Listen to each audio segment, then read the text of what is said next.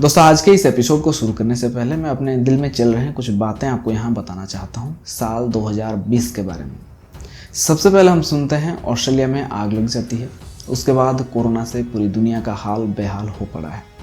कल इस वक्त तक हम सुनते हैं मशहूर अभिनेता इरफान खान के निधन के बारे में।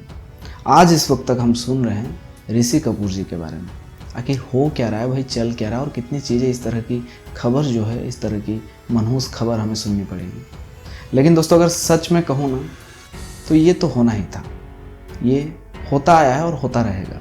हर किसी के साथ, कोई यहाँ हमेशा के लिए नहीं है। आप इस दुनिया को एक मंच समझ सकते हो, एक स्टेज समझ सकते हो। हम सब यहाँ के एक छोटे बड़े कलाकार हैं, बस अपनी अपनी अभिनय करना है, अपना अपना काम करना है, काम करके हम सबको जाना है। लेकिन हमें एक बात यहाँ पे याद रखना ज़रूरी है कि हम ऐसा क्या करेंगे जिससे कि हमारे जाने के बाद भी लोगों के दिलों में हम जिंदा रहें। ये ज़रूरी है। ज़रूरी नहीं हर कोई इरफान खान या ऋषि कपूर बने, लेकिन हमें जितने लोग जानते हैं हमारे अपनों के दिलों में ज़िंदा रह सकते हैं एक अच्छी इमेज के साथ। क्या आप ऐसा करते हो? क्या मैं ऐसा करता हूँ? क्या हम सब ऐसा करते हैं? ये ज़रूरी है। इसके बारे में अगर सोचेंगे तो शायद बेहतर होगा। हम सब कहते हैं ये मेरी घर है, वो मेरी प्रॉपर्टी है, हर एक चीज़ पर अपना हक जताते हैं, जबकि आपके अपने शरीर पर आपका हक नहीं है। खैर ये तो मेरी सोच है, पता नहीं आपकी क्या है। चलिए आइए वीडियो में आगे बढ़ते हैं।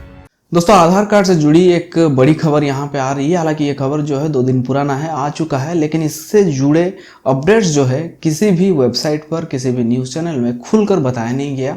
तो आज मैं आपको जो भी बताऊंगा वो कंप्लीटली खुलकर बताने वाला हूँ, क्लियरली बताने वाला हूँ, शुद्ध हिंदी में बताने वाला हूँ। जी हाँ दोस्तों, दरअसल यहाँ पे कहा गया है कि CSC यानी कि कॉमन सर्विस सेंटर्स जो होते हैं आपके आसपास जरूर होंगे। तो इन सेंटर्स पर जाकर आप अपनी आधार कार्ड में डेमोग्राफिक अपडेट्स कर सकते हो। अब यहाँ पे जो है किसी न्यूज़ चैनल ने या किसी वेबसाइट ने ऐसा कहा है कि आप सिर्फ अपने पता को बदल सकते हो, करेक्शन करवा सकते हो। किसी ने कहा है कि आप अपने जेंडर बदल सकते हो। जेंडर के बारे में हालांकि किसी ने नहीं कहा, हर किसी ने लगभग कहा है पता बदलने के बारे में।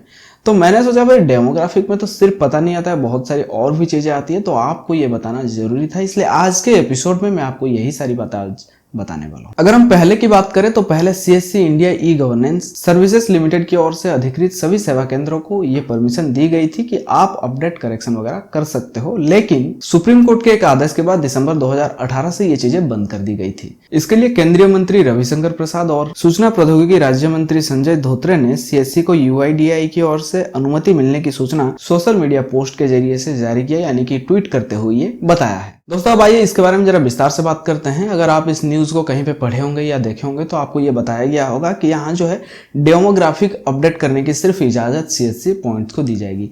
डेमोग्राफिक का मतलब यहाँ ये होता है कि जनसांख्यिकी डेटा अपडेट।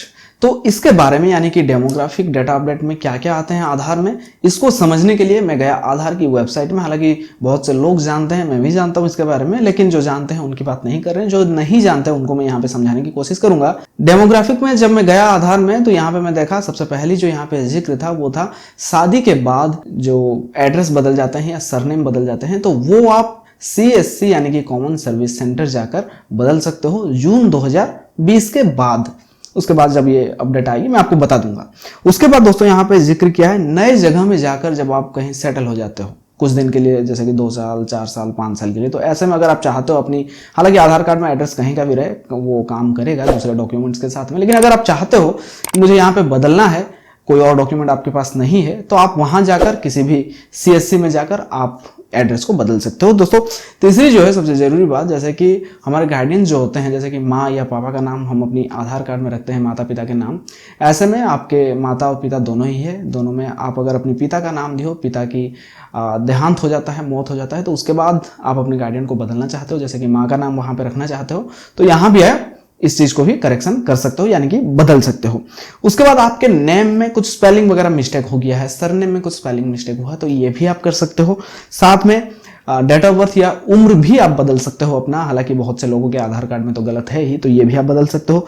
जेंडर भी बदल सकते हो। दोस्तों यहाँ पे सबसे बड़ी बात, जैसे कि आप कहीं बाहर रहते हो, बाहर आपने अपनी आधार कार्ड को बनाया है, तो आधार कार्ड में इंग्लिश के साथ में एक वहां का जो लोकल लैंग्वेज है वो रहता है। आप उसके बाद कहीं और जाते हो और आप चाहते हो कि उस स्टेट के हिसाब से आपका भाषा, वहां का जो भाषा है वो भाषा आपके आधार कार्ड में रहे, या आप अपनी जगह वापस आ जाते हो, अपने राज्य में वापस आ जाते हो, तो आप अपना भाषा अगर चाहते हो अपनी आधार कार्ड में, तो वो भी आप यहाँ से करा सकते हो। बच्चों के बायोमेट्रिक अपडेट भी यहाँ से हो सकता है, मोबाइल नंबर, ईमेल आईडी तक आप यहाँ से बदल सकते हो।